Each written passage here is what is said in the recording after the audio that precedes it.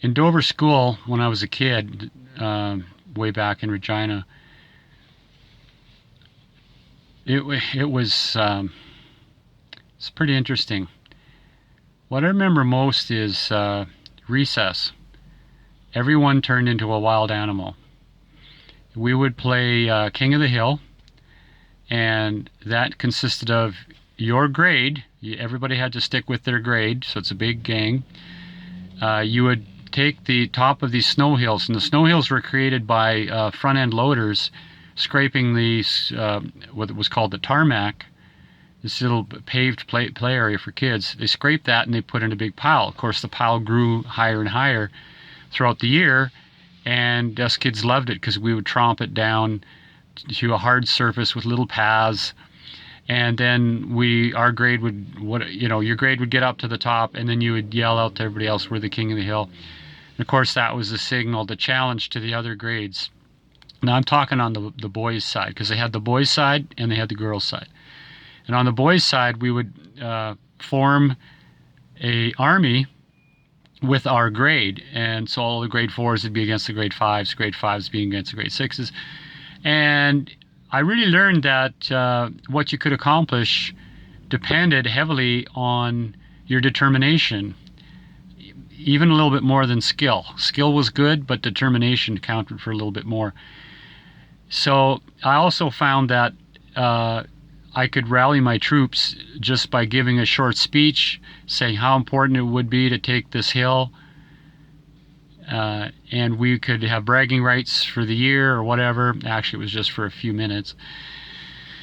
So we'd all rally and we'd scream, yeah, and then we'd go charging up and we would take the hill. Now, taking the hill from a higher grade was very difficult because these kids are a year older. All of them are bigger than our grade, right? And then taking it from a younger grade was easier. Once we got the hill, when you're on the hill, you're allowed to stomp in people's hands, kick them in the face, because they're crawling. They're crawling like worms, right? Trying to get up the hill.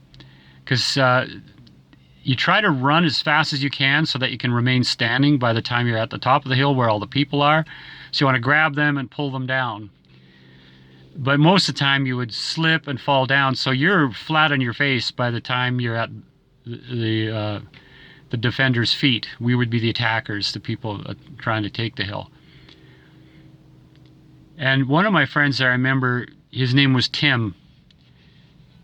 And I never was really exposed to poverty until I met Tim, and I actually invited us over to his house one time. His house was really, really cheap, and it was wrecked, and it was filthy, and he had almost nothing. And Tim would come to school in the middle of winter in Regina. We're talking minus 30 in a little nylon windbreaker. And us kids just instinctively knew that we had to protect Tim. When he came out into the playground, and we were forced to go outside for recess. There was no, skipping it because it was too cold. We were forced to go outside, and they would lock the doors, and we'd be outside for 15 minutes. They would force Tim out too. I'm talking to teachers. Tim was forced out, and I got my friends, our classmates, that said, everybody, Tim is freezing. We have to protect him. Come around him. So us kids formed a big ball around Tim very closely and just crushed him up against the wall and surrounded him with warm bodies just so they wouldn't freeze.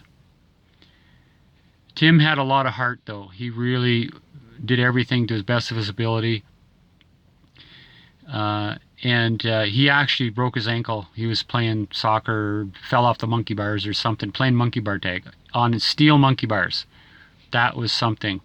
We always had kids falling off the steel monkey bars and getting injured. Well, he fell down and broke his ankle. We saw him taken away in an ambulance.